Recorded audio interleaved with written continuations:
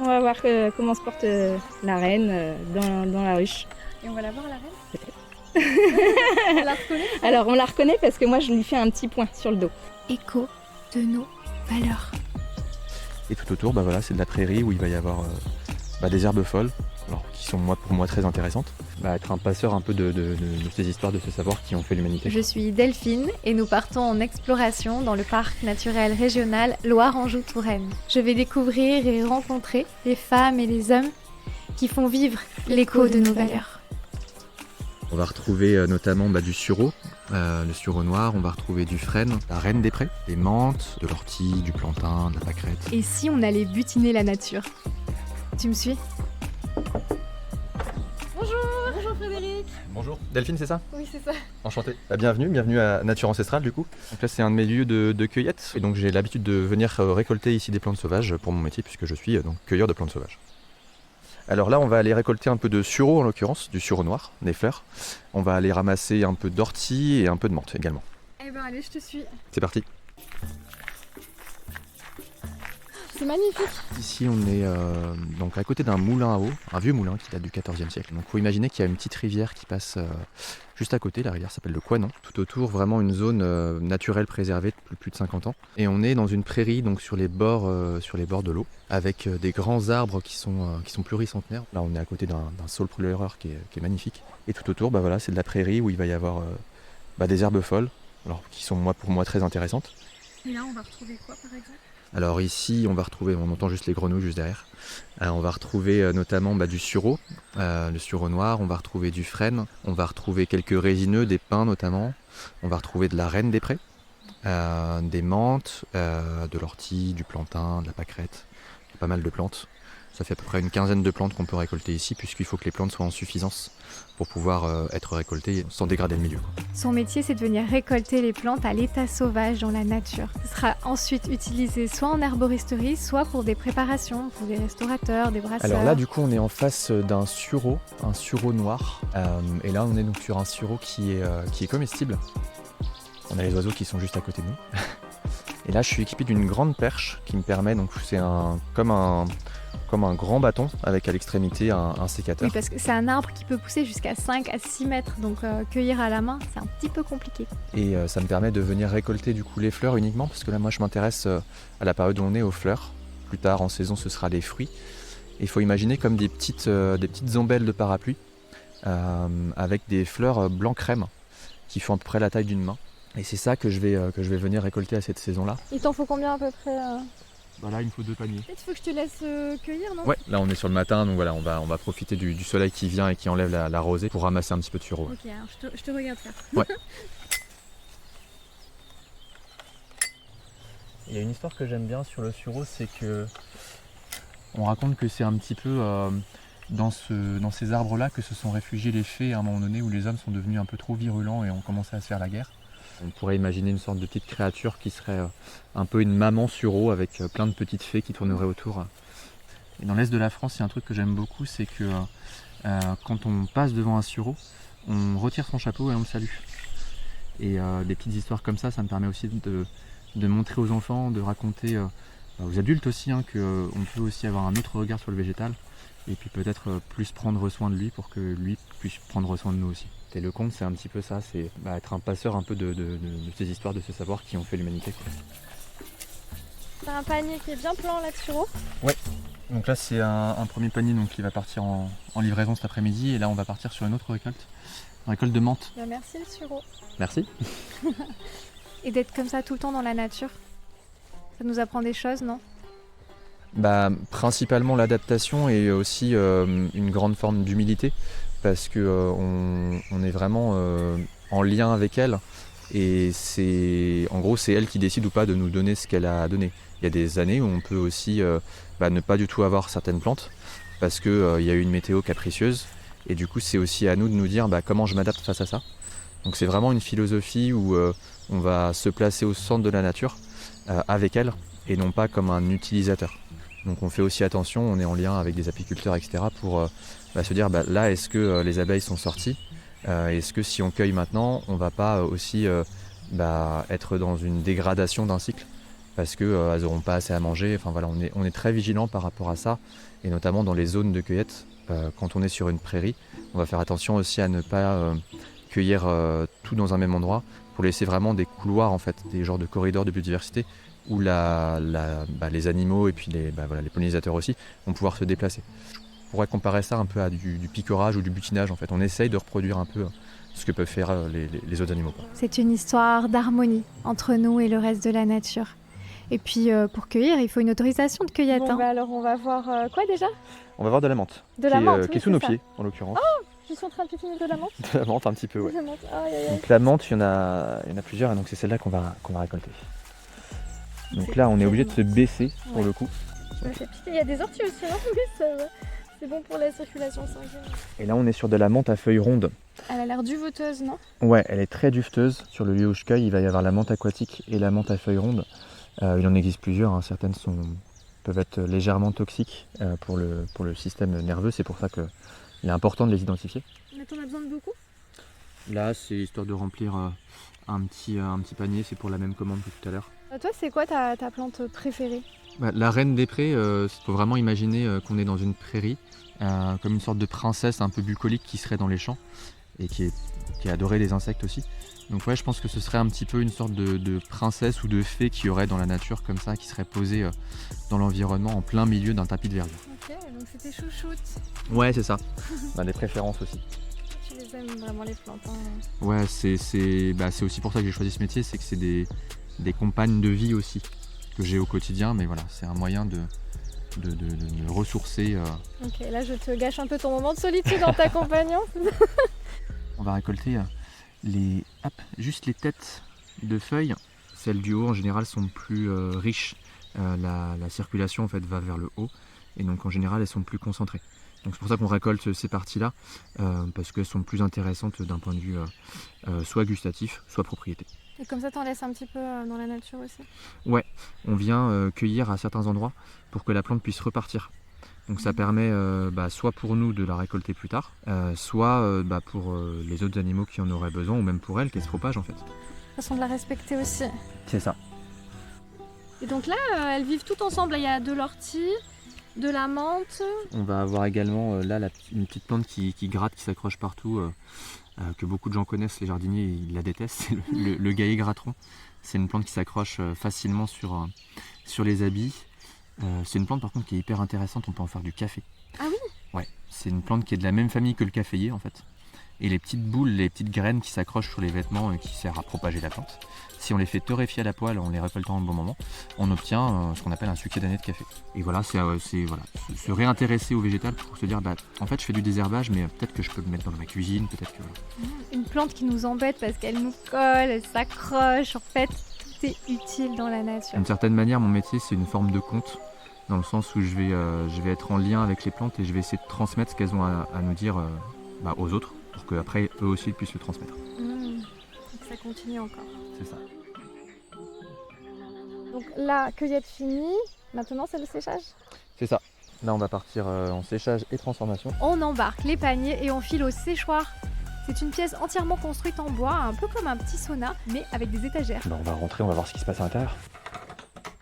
Le matin, c'est le petit rituel. Donc c'est ouverture du séchoir, vérification qu'il n'y ait pas eu de soucis pendant la nuit. Ça va être aussi brassage des plantes. Il faut pas éternuer là. C'est la fleur de sureau qu'on sent, il y a une odeur très douce. Au printemps, ça va être la succession entre les fleurs de violette, les fleurs de coucou, la prime vert. Donc il y a toujours des odeurs très très florales, c'est assez chouette. Et là en ce moment c'est le sureau qui est prépondérant. Donc on va avoir une odeur assez sucrée, assez florale, limite suave. Puis après ça va passer sur la menthe, donc on va avoir des odeurs très mentholées, très peps. D'un point de vue sensoriel, c'est un métier qui est très stimulant.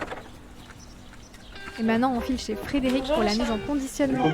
Il veut me montrer un fût qu'il a chez lui. Là-dedans, c'est le stock un peu précieux quand même de thé qu'on a créé il y a 2 ans, le thé sauvage, qui est fait à base de ronces. Tu me le montres?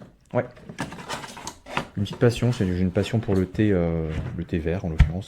Et la ronce, ça, c'est pas ce qui manque.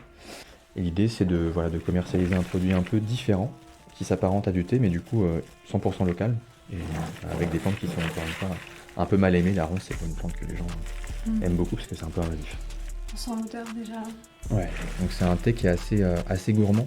Et c'est intéressant justement de voir qu'on peut, avec des plantes locales, faire quelque chose qui pourrait se rapprocher du coup des thés qu'on a l'habitude de consommer. Et la magie des cueilleurs de plantes sauvages, c'est de faire d'une plante mal aimée un savoureux thé. L'idée c'est ça, et c'est de montrer qu'on peut faire des choses en se réappropriant des savoirs qu'on faisait avant. Ça c'est des recettes qu'on a pu trouver par exemple pendant la guerre ou des choses comme ça. Donc l'idée c'est de vraiment valoriser les plantes qu'on peut avoir sur le territoire pour apprendre à mieux les connaître et mieux les préserver. Et Frédéric m'envoie butiner chez Camille, sa collègue et amie, apicultrice. Bien, merci. Et merci pour toutes ces découvertes et à bientôt alors. À bientôt. Au revoir. Au revoir. Bonjour. Bonjour Delphine. Bonjour. Alors moi c'est Camille, Enchantée. bienvenue chez Abeilles de Loire. C'est Fred qui m'a dit de venir te voir à la mielerie. Avec Fred on se connaît depuis longtemps, on a commencé à faire les marchés ensemble, c'est comme ça qu'on s'est rencontrés. Comme lui il est dans les bois où il se balade, il a l'œil sur les plantes, quand j'ai besoin de savoir, tu vois, si l'aubépine a démarré, souvent il me dit bah, tiens les premières fleurs d'aubépine c'est parti, et bah, hop, je sais que je peux partir sur la mielée d'aubépine, tu vois. Je suis apicultrice professionnelle. J'ai 120 ruches, ce qui me permet en fait de produire du miel, du pollen et de la propolis. Et je fais également de l'accueil pédagogique à la ferme. Je me déplace également dans les établissements. Et je fais de la transformation du miel. Donc je vends du miel en vente directe, mais je transforme également le miel en plein de petites douceurs, parce que je suis très gourmande. Donc là, on va mettre les combinaisons pour se protéger de la tête aux pieds, pour pouvoir aller ouvrir la ruche et voir comment ça se passe à l'intérieur. Tu vas me présenter tes abeilles? Mais oui, bien sûr. Allez. Alors voilà, une Ah combinaison. Celle-ci, c'est une combinaison complète de la tête aux pieds. Blanche parce que les abeilles voient difficilement le blanc. Et en fait, tout ce qui va être grillagé devant le visage s'appelle le voile. Donc il y a certains apiculteurs qui vont dire le voile, la vareuse, la combinaison. Mais c'est génial, là on est en combinaison invisible pour les Voilà, abeilles. c'est ça. Alors beaucoup me disent qu'on va sur la Lune, ça fait astronaute. Et là, on va aller voir les abeilles discrètement en blanc. On met l'élastique sous la chaussure après. On se met debout, on ferme la fermeture jusqu'en haut. Voilà, on fait comme ça. Et les élastiques, c'est bien serré, c'est pour éviter que les abeilles elles rentrent. Là, quand on ouvre la ruche, on les titille un petit peu, donc on se protège. Et puis on utilise aussi l'enfumoir pour les apaiser, tout simplement. La fumée, en fait, elle va permettre de camoufler les communications des abeilles entre elles. Donc les abeilles, quand elles sentent une agression au niveau de la ruche, elles vont lancer en fait des phéromones dans l'air pour dire à l'attaque. Je dis souvent un petit parfum en fait dans l'air, quoi. Et dès qu'elles sentent tout ce parfum, elles viennent attaquer. Si je mets de la fumée, en fait, elles vont plus pouvoir communiquer entre elles, et donc il n'y aura pas d'effet de masse pour attaquer. Et j'ai besoin d'un lève-cadre. Donc typiquement, c'est les abeilles, elles collent tous les éléments de la ruche avec de la propolis. Ça m'embête parce que je n'arrive pas à ouvrir les éléments de la ruche sans cet outil-là. Donc une combinaison, un enfumoir, un lève-cadre, et on peut aller ouvrir la ruche. Et bah c'est parti. Après le protocole vestimentaire, on file rencontrer la reine. Là, on a récolté le miel d'acacia justement tout fraîchement hier. Et donc là, il faut vérifier que tout est en ordre pour partir sur la mielée de tilleul. On va voir comment se porte la reine dans la ruche. Et on va la voir la reine? Peut-être. On la reconnaît? Alors on la reconnaît parce que moi je lui fais un petit point sur le dos. Chaque année de naissance d'une reine, on lui met un point en fait avec une couleur. Et donc cette année c'est bleu. Donc les abeilles nées en 2025, elles ont un point bleu. Là, j'aperçois un peu plus loin les ruches, tout en bois et en couleur. Peinture fait maison à l'ocre par Camille. Donc là on a une zone abeille, on a une petite corde où si on passe, on arrive en territoire abeille. Donc en gros sans combinaison on ne passe pas cette corde. On peut passer que si on a la combinaison. On monte nos papiers à la C'est ça. On va ouvrir laquelle? On n'est pas une usine, on est des petits artisans, on travaille manuellement sur des petits volumes avec un engagement écologique fort. En fait, on a des ruches en bois, on va travailler à l'ancienne en respectant notre milieu. On a une mielerie qui a été éco-conçue bois-paille. On va travailler avec des petits producteurs, tout en local en fait. On va essayer aussi de limiter les déchets. On récupère nos pots de miel. Voilà, on travaille comme ça. Je leur mets de la fumée sur le devant pour prévenir en fait les gardiennes que je vais ouvrir la ruche.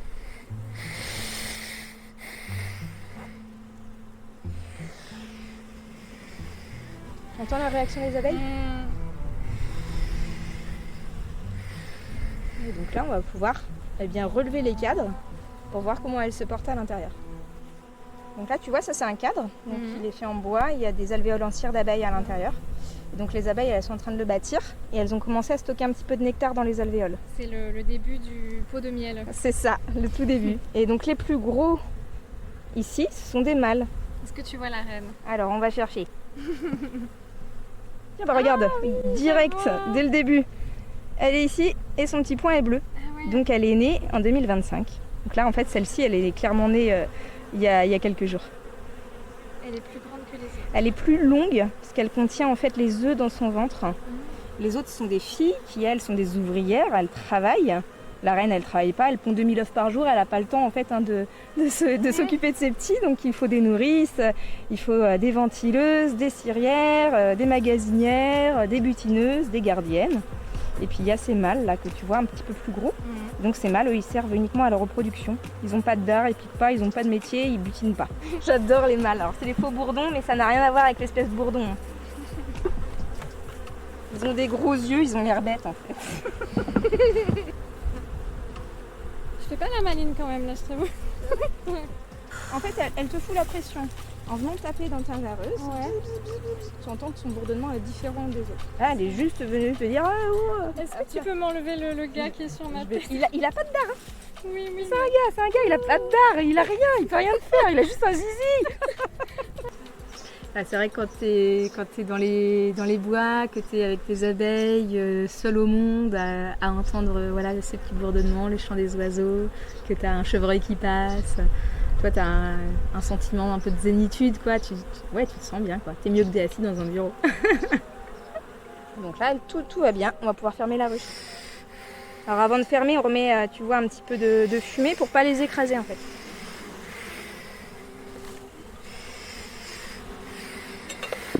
Et voilà, on a fermé la ruche. Comme tu vois là sur l'entrée, tu as les butineuses qui reviennent, qui viennent recracher en fait le nectar qu'elles ont butiné sur les fleurs aux magasinières qui les attendent à l'intérieur. Et les magasinières, elles vont passer le nectar de bouche en bouche et elles vont finir par recracher dans une alvéole.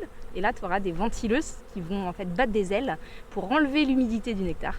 Et des cirières qui viendront mettre un petit bouchon de cire quand ce sera devenu du miel à moins de 18% d'humidité. Voilà. C'est pas de la sororité. C'est classe, hein. Puis au passage, on passera par la boutique là où je fais la vente directe, si ça t'intéresse. Ah bah oui. On pourra goûter. Et de cette boutique, on peut observer le laboratoire d'extraction du miel et le laboratoire de transformation. Et abracadabra, du miel, je deviens gourmandise. Là, c'est une cuisine toute bête, en fait, le laboratoire de transformation.